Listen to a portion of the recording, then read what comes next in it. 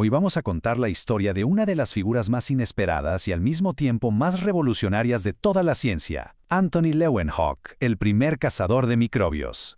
A ver, pensemos en esta pregunta por un momento. ¿Se imaginan? Un universo lleno de vida que está ahí, frente a nosotros, pero que simplemente no podemos ver. Bueno, pues esa pregunta es justo el corazón de esta historia.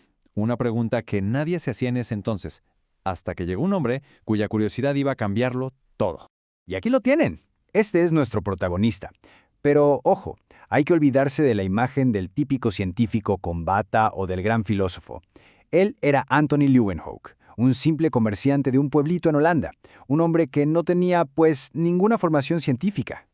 Ok, vamos a meternos de lleno en su mundo, porque para entender la magnitud de lo que logró, primero hay que entender bien de dónde venía.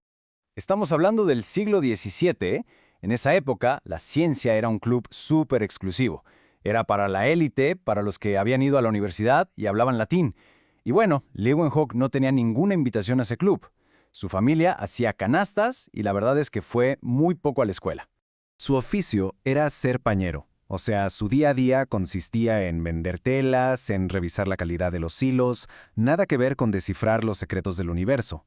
Era un hombre de negocios, no un hombre de ciencia. O, al menos, eso era lo que todo el mundo creía. Pero, como en toda buena historia, este comerciante tenía una pasión secreta, casi una obsesión, que estaba a punto de llevarlo a un lugar que nadie, absolutamente nadie, había explorado antes, el arte de hacer lentes. Y aquí es donde la cosa se pone súper interesante, su método. Él no era un científico que publicaba sus técnicas para que otros la replicaran, no, para nada. Era como un artesano celoso de sus secretos. Se pasaba horas y horas puliendo pedacitos de vidrio, a mano, creando microscopios que eran mucho, pero mucho más potentes que cualquiera que tuvieran los grandes académicos de la época. Y claro, esta obsesión tiene su costo. Dicen que su dedicación era tal que todo lo demás en su vida, pues, quedaba de lado. Pero es que a él no lo movía ni la fama ni el dinero. Era algo más profundo. Era una curiosidad que no lo dejaba en paz, las ganas de ver más de cerca de lo que nadie jamás había visto. Y así, armado con esos pequeños y poderosísimos lentes que él mismo fabricaba, estaba a punto de cruzar una puerta hacia un universo completamente nuevo. Un universo que, increíblemente, se escondía en el lugar más común y corriente que se puedan imaginar. Todo, absolutamente todo, cambió por una simple gota de agua de lluvia. Así como lo oyen. Un día de 1675, no más por curioso, después de que llovió, agarró una gotita y la puso bajo uno de sus lentes. Lo que vio en ese momento, bueno, simplemente lo dejó helado. Imagínense la escena, el asombro. En esa gota, que a simple vista era transparente, pura, de repente había un remolino de vida. Criaturas pequeñísimas que se movían, que daban vueltas, que vivían a toda velocidad. Sus primeras palabras, que quedaron anotadas, nos dan una idea de la impresión tan brutal que se llevó. Les puso de nombre animálculos, o sea, animalitos. Lo que estaba describiendo era básicamente un zoológico en miniatura donde un segundo antes solo había agua, nada más.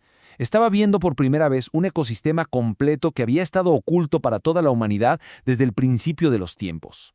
Súper emocionado, Leeuwenhoek le escribió a la institución científica más prestigiosa del mundo, la Royal Society de Londres, para contarle su increíble descubrimiento.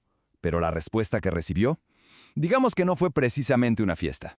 Y aquí es donde la trama se complica, porque se arma un conflicto tremendo. Por un lado, tenemos a un comerciante sin credenciales afirmando que había encontrado una nueva forma de vida, y por el otro, a los científicos más respetados del planeta, que lo tacharon de mentiroso o, peor, de loco.